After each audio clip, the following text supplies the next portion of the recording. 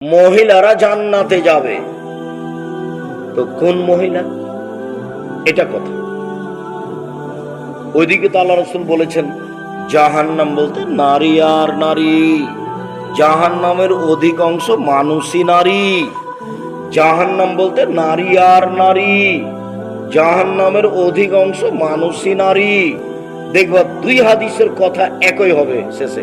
এই ছেলে বুঝতে চাচ্ছ না কেন?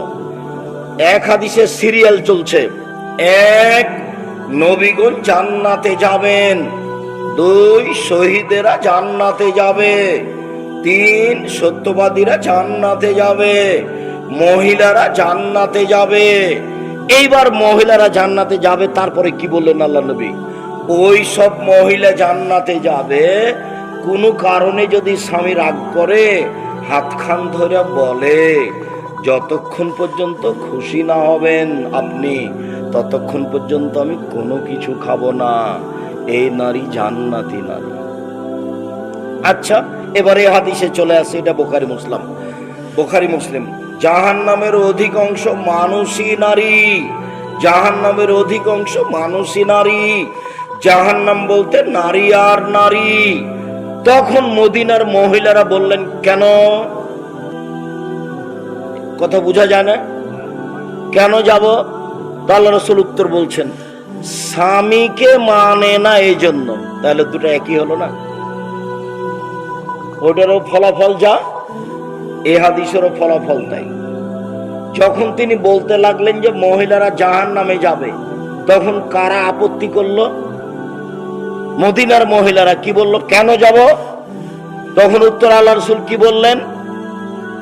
স্বামীকে মানে না এই জন্য। এইবার এই কথা শেষ করে দিই। চারটা কাজ করলে মহিলারা জান্নাতে যাবে।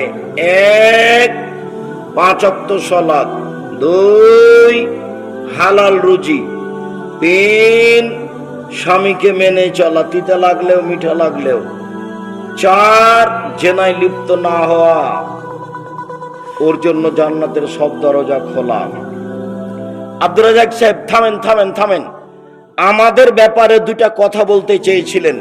সেটা হলো এই যে আজ থেকে যদি আমরা মোবাইলে আর কোনোদিন প্রেমের গল্প না করি, কোনো মেয়ের সাথে কথা না বলি, তাহলে দুইটা সুবিধা আছে। একটা হলে বিপদে পড়লে বেঁচে যাব, আর একটা যে কি বলেছিলেন সেটা যে বলেননি। আর একটা হলো এই যে তোমার জন্য জান্নাতুল মাওয়া ঘোষণা আছে।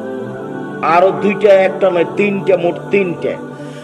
এক, তোমার জন্য জান্নাতুল মাওয়া ঘোষণা কি?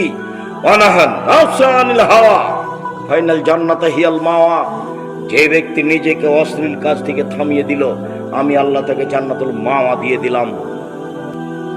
3, কেউ যদি বলতে পারে আমি জেনাকে ভয় করি, তাহলে আমি তাকে বিচারের মাঠে বিশেষ ছায়াতলে রেখে দেব। তাহলে তুমি মোবাইলে প্রেমের গল্প বন্ধ করতে পারলে 3টে সুবিধা।